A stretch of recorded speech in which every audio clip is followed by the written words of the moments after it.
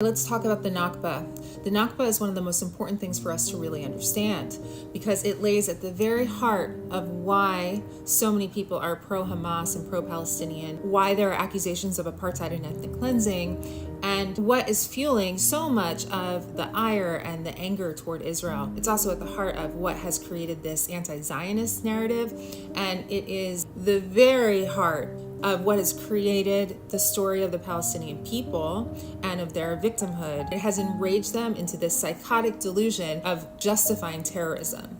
I've included a bibliography at the end of this report. It's important for you to know that this is a well-sourced report, that this isn't just coming from my own personal narrative. The problem with the Nakba is that while many of the details of what happened are true, the story behind it is absolutely a lie. First, let's go over what the Palestinian narrative is. According to the Palestinians, there was mass immigration of Jewish people into Israel. They took over the Palestinians' lands, they kicked them out, and they put them into refugee camps. The story has a lot more nuance and some really important details. Let's talk about the history of what happened. When the British created the partition plan in 1948 that created the state of Israel, 5 Arab nations around Israel attacked Israel. That's Egypt, Iraq, Jordan, Lebanon, and Syria, plus the Arab League that was existing inside of Israel. And this wasn't just a war to try and gain back the land. A quote from Azam Pasha, who was the Secretary General of the Arab League, he says that this would be a war of extermination, a momentous massacre which will be spoken of like the Mongolian massacre and the Crusades. Please, let's keep in mind that the intention of the Arab nations was to completely obliterate and totally genocide the Jewish people. There was never any thought of the Arab nations that they had any chance of losing this. When it comes to the expulsion of the Palestinian people that were living on the land, there were 3 things that are the actual truth of what happened. 1, many of them left willingly because a war was going on. 2, some of the people were expelled by Israel. And 3, the Arab leadership told the people to leave. This is a very important part of this narrative. There is a lot of evidence from Ben Gurion and also from Golda Meir urging the Palestinian population to stay.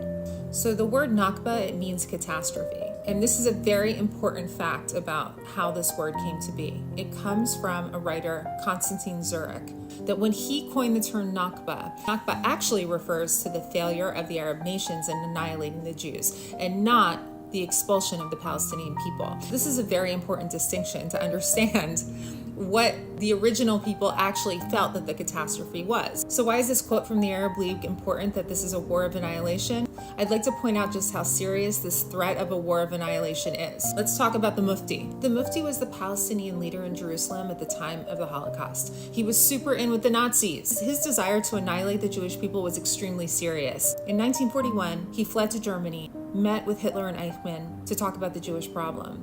He tried to persuade Hitler to help him take care of the Jewish problem in Palestine.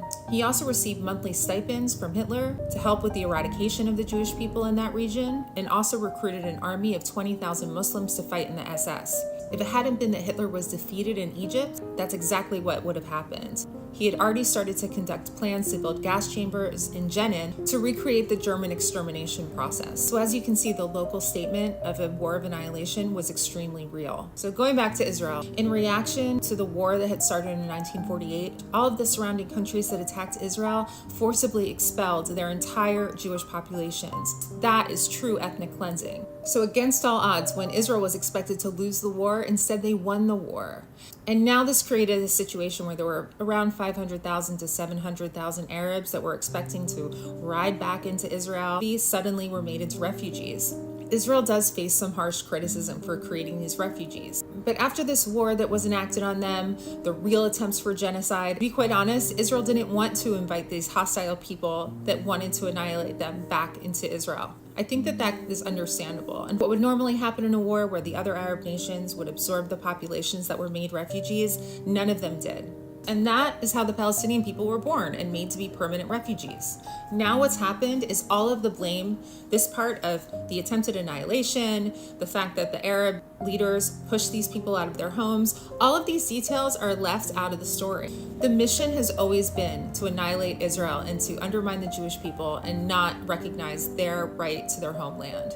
Arafat was actually very brilliant because he realized that if you cannot take Israel by force and by sword, you can do it by narrative. Yes, the Nakba was a catastrophe. The reasons for that is something that needs to be talked about and examined. It's also worth noting that there were around 160,000 Arabs that didn't flee from the land. And those are the ancestors of the 2 million Palestinian Israeli citizens who continue to live there today with full and equal rights. So yes, there was a Nakba in the sense that it was a catastrophe. It was a tragedy for them to leave their homes, to become refugees. It was a tragedy for them to not be accepted and repatriated into other countries. Maybe the most tragic thing for them is this continued narrative that keeps them in this story of victimhood and keeps them from being able to move on and thrive as a people as they stay entrenched in this psychopathic, terroristic drive for revenge of a story that is very much a lie and keeps them in a permanent state of victimhood. As far as I see it, the Nakba of the Nakba is the story of the Nakba itself.